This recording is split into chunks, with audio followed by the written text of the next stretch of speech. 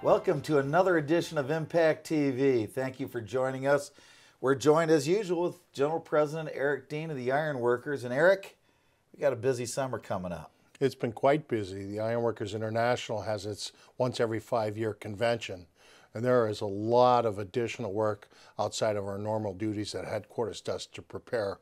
Not only does every local conduct an election to elect its delegates, so the General Secretary's office is busy monitoring and ensuring that all that's done in a uniform manner in concert with the Constitution. But then we got our routine collective bargaining agreement expirations. We're preparing for not only the elected representatives to the convention, but actually the actions that we want to recommend to be taken, and along with what's submitted by the local unions on what actions they want to take. And then we put it all into a format, and we're preparing to do things and utilize new technology and convey the members' wishes and conduct its business using the most state-of-the-art technology. So that occupies a lot of extra time, in addition to just the normal representing of our membership, participating and preparing for our summer training program. And our summer training program used to be to train apprenticeship instructors for ongoing training and to train new instructors on methods for delivery of instruction. We've broadened it so much greater through Impact. We now have contractor training there. We have union officer training there. We're going to have the first ever safety directors program going, and it's in its incubancy. So there are so much new things that we're doing to make that every year. I can't believe how much content we add there, but it's very, very healthy to have our training community along with our contractor community, along with our elected representatives, all going for training in the same venue, taking different tracks, but all the time enriching and self-empowering and improving themselves so that they can deliver. That's really become an incredible program. And, I want to emphasize here that, of course, our owners are invited. Certainly our contractors are invited as observers or participants in the class. It's incredible. And I'd be remiss if I didn't say that initial 2-day safety management program has got just shy of 120 people registered for it. So it's a smash hit. We decided to do it at our annual training venue, but we got so much demand that we're going to have to consider at our upcoming Impact meeting whether we want to deliver that regionally to save a little bit of cost and travel, and to be expedient as far as delivering it, not so that they have to wait until next July for the second version. And so we think if there's demand, we're going to have to bring that. We're going to at least deliberate whether we take that on the road. Yeah. But there's so much evolving and fluidity into what we do, and then you couple that with there's a presidential election, but not only the president. We're worried about getting elected officials who represent working people's issues elected. And so it's hard to make sure you vet all that. And then you also have to embrace policies that you want the elected officials to take up on behalf. Pension reform and the various things. So it is an extremely busy time, but the energy and the vibrant nature of headquarters. A lot of members and a lot of our contractors don't know exactly what each person's role and responsibility is, but I can assure you that as General President, we have a lot of dedicated staff, and everybody's really working yeoman's efforts as far as getting all this work done on behalf of the members. So give everybody a little glimpse into the Ironworker Convention. You said you guys have various initiatives, but those changes are changes to the Constitution, or how does that work out? The Constitution's our governing doctrine, and it's set in permanency by the actions taken by the delegates who attend the convention. So you have an opportunity to make changes to the Constitution. The Constitution gives a window when they'd like those so that you can develop a digest or a compendium of information so that the attendees or the delegates know what actions were submitted and want to be taken. That being said, the general officers have a lot of ideas that come up where, say, technology changes the way we do our banking at the local union. So the treasurer's office will promote recommendations for the delegates to take from headquarters, which the Constitution allows us to do.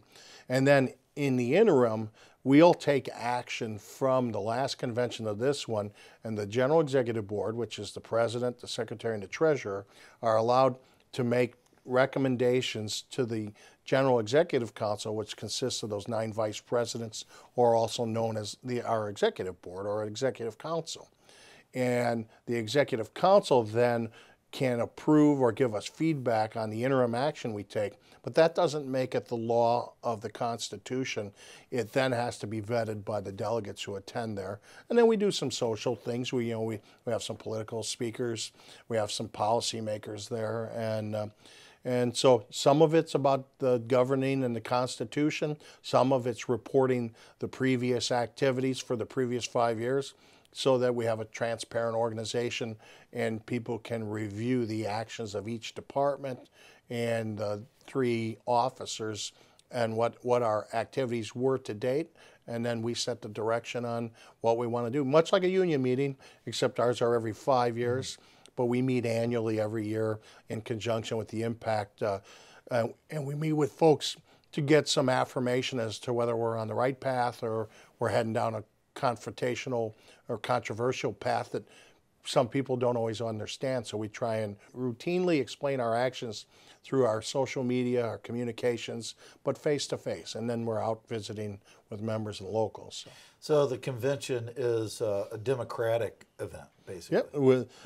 The officers will stand for election, and should anyone seek office, there's time set aside for an election. There's time set aside to introduce the rule changes and proposals. They're voted on. And then they're voted on democratically, and then collectively we embody those into and memorialize them into whatever changes are. We produce a new constitution coming out of the convention, and it's by majority vote, and the delegates are the ones who have the say, and they're representatives. And it's a lot like the Electoral College or Congress, where they're proportionally represented. The larger locals get more representatives than the smaller locals, but collectively each person's vote is the same. And then there are certain milestones where, in order to change anything or memorialize it, you have to have a certain high threshold to make changes. And even the delegates are elected. Yeah, and they're elected democratically, and that's one of the big functions of the General Secretary's office, is to make sure that's all conducted fairly and all those delegates are seated properly. Shifting gears, unfortunately, we had a tragedy this week. Yeah. We had a fatality earlier in the year where a worker had fallen wearing his proper safety equipment, and the equipment failed. That person was in a coma, and it carried over, so that fatality will register in this year, and it's gut-wrenching. And then last week we had an equipment failure. Not sure of the nature, so you never like to be speculative as to causation, but from what we understand, a big hydraulic jack failed, and a hose knocked one of our workers off in an area where there's no risk of height or fall protection, but it launched him in a manner that no one ever expected, because a hose failed off a jack. And so it's unfortunate, and every fatality in our industry is unfortunate. So to sound positive, we've suffered 2 fatalities to date through the first half of this year. We're trending better than we have in the past, but until we get to 0, there is no action until we get to 0 that will satisfy the leadership of our organization. Right, and of course we keep those people, those families and loved ones in our thoughts and prayers constantly. And I want you to think about something. It's tragic for the family members, but think about the workers that were there that actually witnessed the accident. They got to live a lifetime, a legacy of seeing something that they can't unvisualize. Right. Hopefully it's a reminder to work safe. But, when we suffer these tragic events, it leaves a pretty big wake, not only the dependents and the spouses of the injured worker and their family members, but their ironworking family, and then their coworkers. It's just tough. And I get some really good news being general president, but those are the worst calls I take. That's horrible. Yeah. And just to wrap up today, the economy, what's it look like for the ironworkers in the second half of 2016? I've been communicating through my president's page that we're trending upward, and I don't want anyone to get overly encouraged. All we're doing is getting back to where we were pre the construction depression. But not every construction union has shown the growth that we've had. So I'm proud of our organization, and so we're trending where we've got more members than we had at the last convention in 2011. That was a low water mark, I would say, coming out of that 2008 construction depression. So there's more work opportunities, but we saw some of our members leave. So each local is responsible for retraining and developing the new pool and the next generation of workers. So our union is focusing strongly on our traditional apprenticeship program and organizing, finding people who are in the construction industry and getting them in the organization and developing more working relationships with not only our current signatory contractors, but contractors we've yet to work with, or we're working on that. So we're doing top-down organizing, bottom-up organizing, and our training used to be strictly entry-level apprentices and recertifications. It's expanded to rounding out organized members' skills, the continual training. Journeymen now have to go and get certifications updated and improved upon, plus the grassroots training a greenhorn into a seasoned journeyman, and then broadening where we're attracting those pools of workers. And then the additional part is, while the economy is improving, the investment community, we had poor returns last year. I haven't had any pension plans report back to us greater than 2% returns, which is paltry. Ouch. You know, the business model designed on a defined benefit plans are somewhere between 6 and 8% of annualized returns. So when the markets are working against us, it kind of ties both our contractors and our pension trustees' hands behind our back as far as shoring up the necessary money to make honor the commitments that our members so rightly deserve.